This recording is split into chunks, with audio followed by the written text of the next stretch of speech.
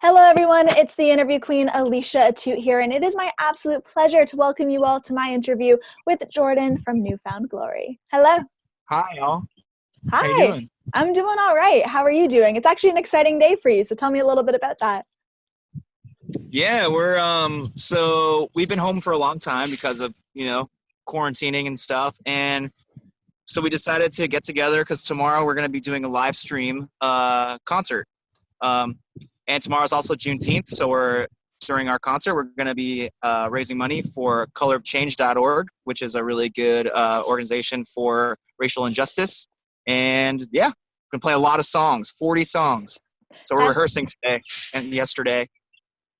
that's going to be incredible. 40 tracks. I mean, when was the last time that all of you were in a room together, especially with the pandemic happening? What would you say would be the last time that happened? I think November was the last time we were all together, Isn't like that right crazy? before Thanksgiving.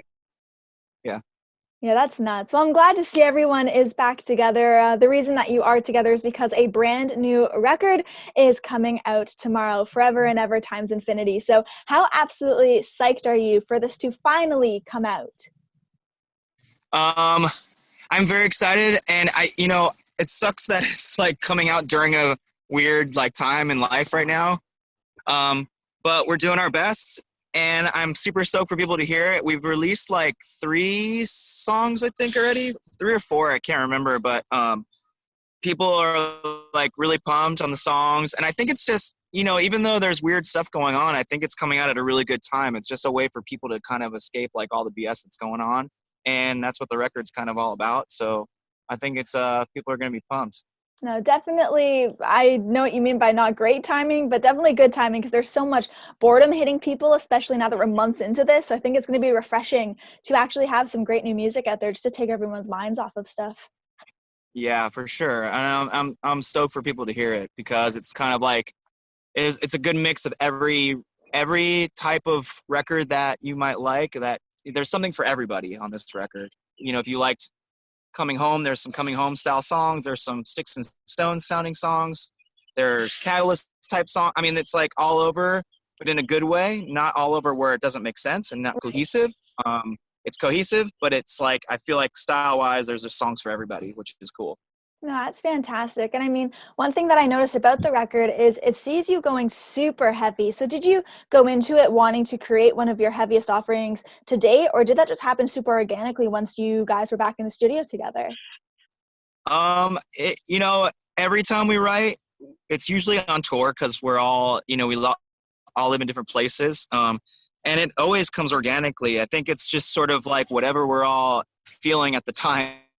Um, so it just depends. Like there's some songs that are like some really sweet love songs on this record, but then there's also some really like aggressive, more, in your face angry songs. So I feel like it's just whenever we write, it's always like what we're feeling.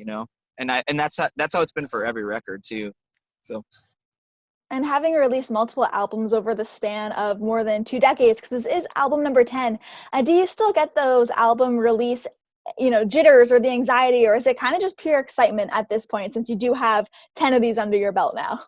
yeah, I get a little jittery because I want people to like it because we put so much effort and work into it, and we try to give our fans what they want, but also do what's good for us too, and so there's that fine line and that fine balance of like figuring that out. So I get kind of nervous to hear what people are going to think because we do put so much into it, and then if people are like, oh, this sucks, it kind of like Of course. it kind of No one feels a little. wants that. Yeah. but for the people that do enjoy it, like that's what it's all about, and that's why we continue to keep going, you know what I mean?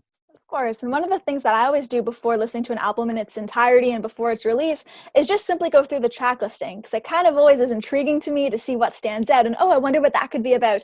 And the one that definitely made me ponder that was Scarier Than Jason Voorhees at a Campfire. So how did that come to be a title? Because that is quite the name for a song. um because when you're in a new relationship, it could be a scary thing, and you could be super into horror movies and into scary stuff, but sometimes a new relationship could be even scarier than all the scary stuff. So Right. it kind of like I don't know. It just we thought we came up with it as kind of like a funny riff on that, but then it just sort of stuck. We're like, I kind of like that. Scary. It's just fun to say. I don't scarier than Jason Voorhees at a campfire. I don't know. No, it clearly worked because as soon as I saw it, I thought to myself, "Oh my gosh!" And then I read the lyrics, and it's exactly the picture you painted, but such a clever title that really draws you into like, what the heck are these guys going to be singing about? Totally. Definitely. Well, there's a gorgeous cotton candy swirl vinyl pressing of the new album. So, are you a huge vinyl lover? Is that one of the reasons you decided to do that? Oh yeah. I've pretty much all of us in the band. Vinyl at the time when we were growing up and listening to like punk and hardcore and different types of music. At the time, it was cheaper to buy vinyl than CDs, especially for punk and hardcore records because, a lot of it was underground and it wasn't very popular and it was on independent labels and different things like that. And so you can go buy a vinyl record for $9 or $10, sometimes even $4 or $5. We were definitely into buying like 7-inch records because they were always cheap, like 99 cents or $2.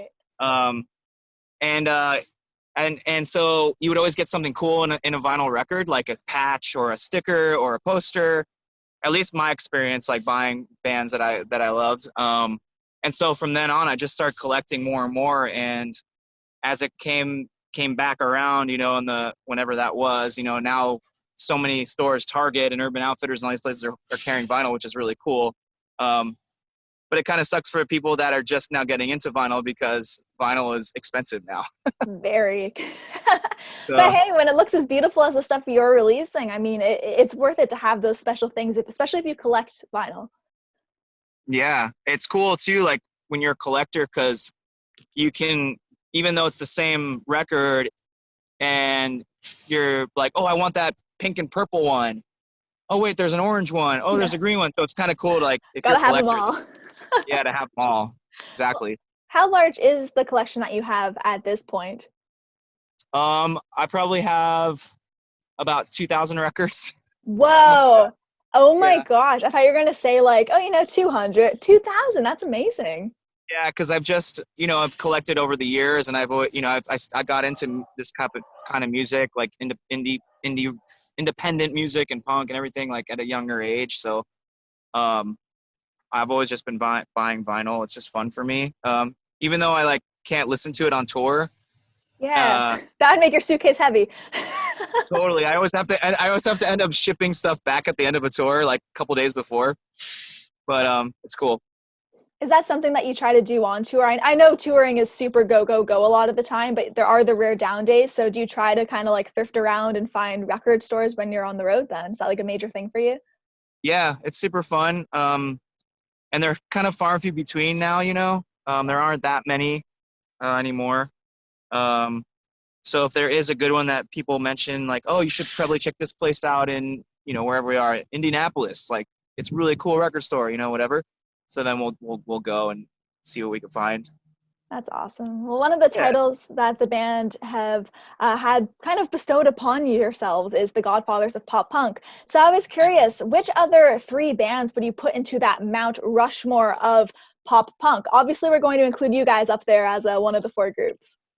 Oh man, that's a good question. I guess maybe you'd have to put like Descendants up there. Yeah. I think you'd have to put Ramones up there. You'd have to put Green Day up there. But they also like were kind of before us too. So I don't know if we could be in that same sort of like level as them. I mean, I think it works because you mentioned like Green Day, which is, I don't want to say newer, but then you're going back to like Ramones, so it's pretty eclectic there. I feel like anyone can be pitched in. Yeah, for sure. And that's what's cool about it, is like those bands kind of took like what they were into at the time, like mixes of pop and mixes of rock and whatever else, and like made it their own thing. Oh, absolutely. I mean, since we've been talking a lot about your original music, I of course had to bring up your movie song covers because they're just also super awesome. But to change things up a bit, if you could have your music featured in any movie, which would you have loved to have heard it in? It could be any movie. Any film. I would say like Beetlejuice. Oh my or gosh, that'd be cool. Mean Girls, Mean Girls. or, or what else? What else is good? How about some like Christopher Nolan Batman movies Okay. or something? I don't know. Those would all be super interesting to see like where they would come into play, especially the Mean Girls one. I did not see that coming. Yeah, we love Mean Girls. I mean, who doesn't? I quoted it yesterday on a photo, so I mean, super weird timing. Isn't Mean Girls Day coming soon? I thought that was like March Oh 13th yeah, or March. something. Yeah. I'm trying to remember the Yeah. exact date when she like turns around in the desk or whatever, but yeah. Yeah. What day are we in? Where are we? There's no day during this. It's just like there's no Oh my date. It's just gosh. day. There really isn't. You're just like, oh, okay, we made it past another one. Awesome. That's all that Yeah. counts. Yeah.